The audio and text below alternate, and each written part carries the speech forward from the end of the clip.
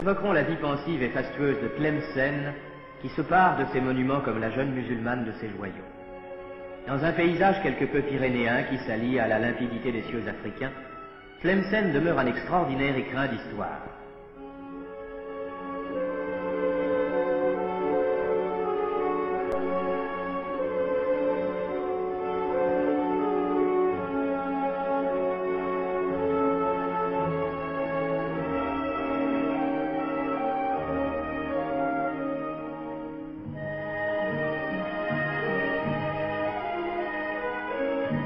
Tout proche de Biskra, Sidi Oqba conserve la dépouille vénérée du fondateur de Kairouan, du conquérant arabe qui a donné son nom à l'oasis.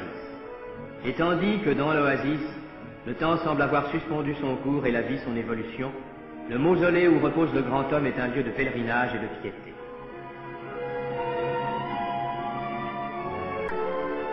Mais abandonnons le passé et reprenons notre voyage. Le désert nous appelle, le plus grand désert du monde. Nous nous arrêterons à Bou-Saada, la cité du bonheur si bien nommée. Nous y ferons halte pour assister aux ébats des Ouled Naïl, tintinabulante de louis d'or, éclatante de soies à ramage.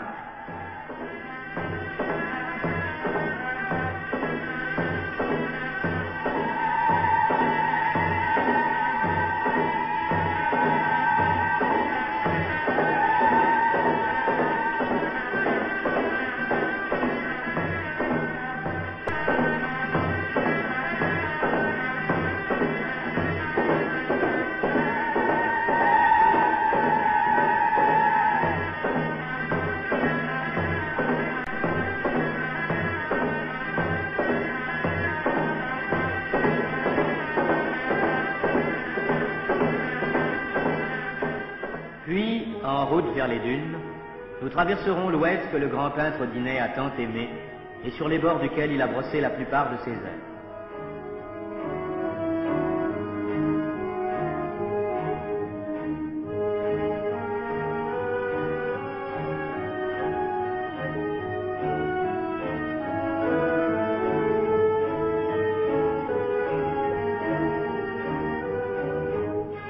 Et nous assisterons enfin à une fantasia.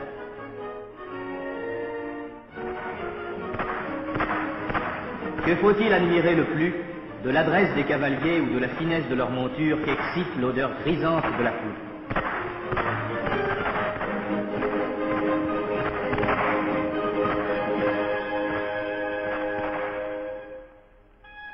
La Gouate, où nous trouverons les plus beaux palmiers, nous ouvrira bien large la porte du désert.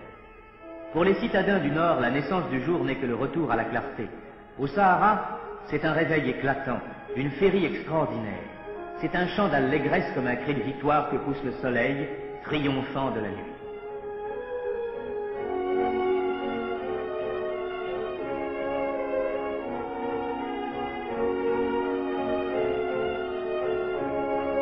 Au Mzab, nous entrerons dans un pays de charme et d'épouvante.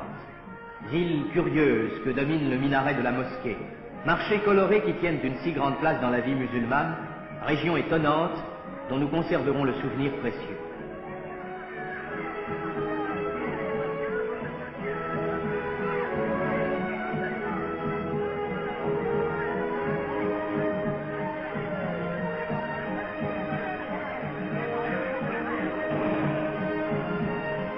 L'exotisme de Tougourt comblera notre curiosité toujours en éveil.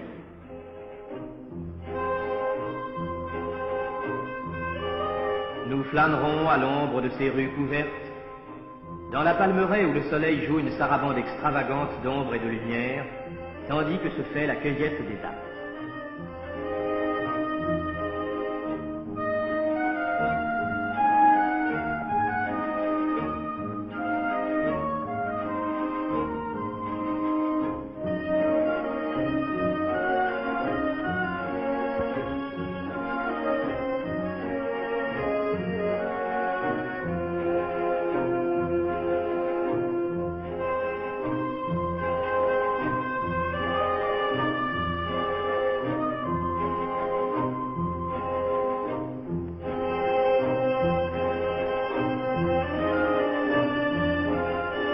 La corvée d'eau qu'accomplissent ces jeunes femmes est pour elles une occasion de rire et de se distraire.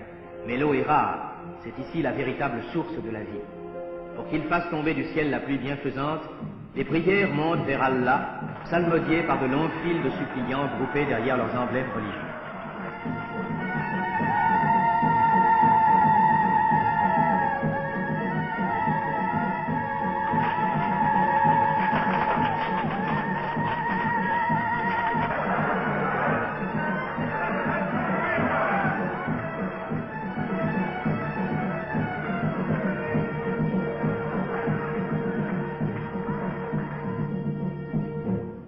Laissant derrière nous Tougourt, nous voici dans le Hogar, à Taman Rasset, la mystérieuse capitale de cette fantastique région.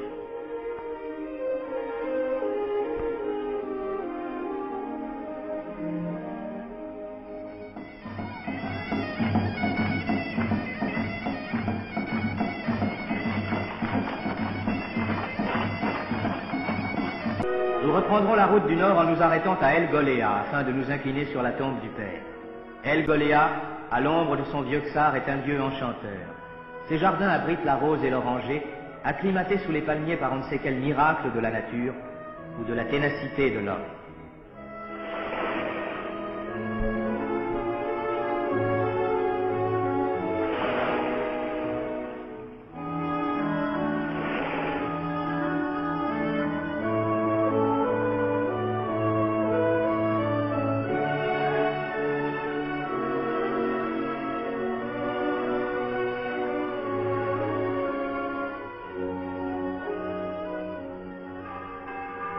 Voici le soir. Dans les villes et les villages, l'angélus qui s'envole du clocher de l'église rejoint l'appel du muezzin lancé du haut du minaret de la mosquée voisine.